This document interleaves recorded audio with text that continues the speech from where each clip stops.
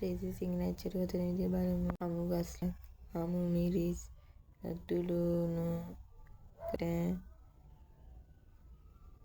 කුරුපුතු කෑ මේ සෑල්ටි හොඳින් කොටා ගන්න.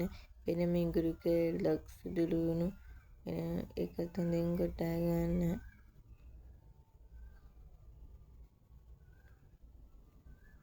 ඊට පස්සේ තාච්චලි පීසියේ විනාගිරි හොඳට රතු ලුණු හොඳට තම්බ ගන්න.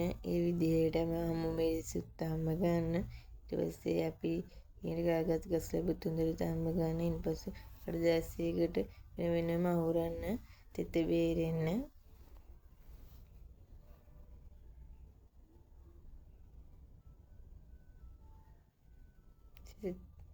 ඊට පස්සේ අපි මුරුංග ගන්නවා. කතර මුරුංග නෙමෙයි. ඊට පස්සේ වෙනම භාජනයකට මිරිස් කුඩු ලුණු දාලා තියා ගන්නවා. ඊට පස්සේ අපි තලාගත්ත මිශ්‍රණය ටිකක් දා ගන්නවා. ඊට පස්සේ සීනි එහෙම හොඳට දාලා හොඳින් කලවම් කර ගන්නවා.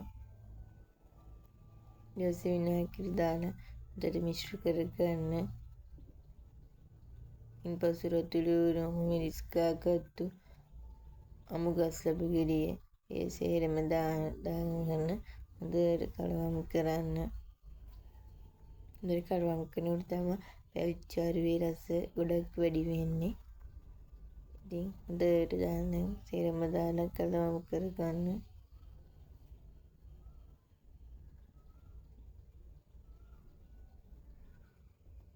හොඳට ගස් ලැබු ටික කලවම් කරගන්න.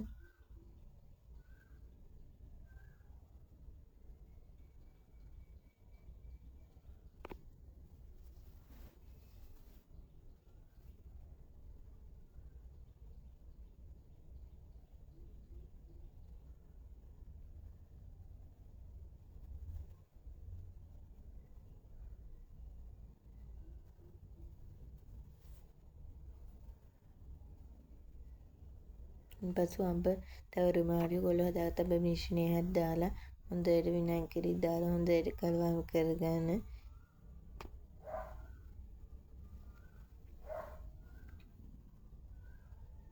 ඉතින් මේ වෙලාවේ ලුණු මිරිස් කුඩුවෙම ඇතිද බලන්න.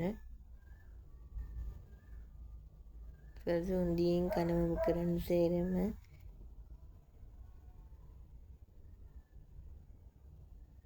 මේ තමයි අපේ රසවර්ෂ අච්චාරුව. සුබ අලුත් අවුරුද්දක් වේවා. මේ තියෙන අපි ගෙදර හදපු කැවිලි වර්ග. එරබදු වාරේ ඔන්චිලි වාරම් කාලේ සූරියනකතෙක් අවුරුදු කෑමේසේ මේ විදිහට හැදුවා. මුගේ මැද සාලේ කිරිබත් කෙවුම් කොකිස් අතිරහ රසට උයන් කිරිබත් කැවුම්. ඊට පස්සේ අපි අවුරුදු දවසේ පන්සල් ගියා.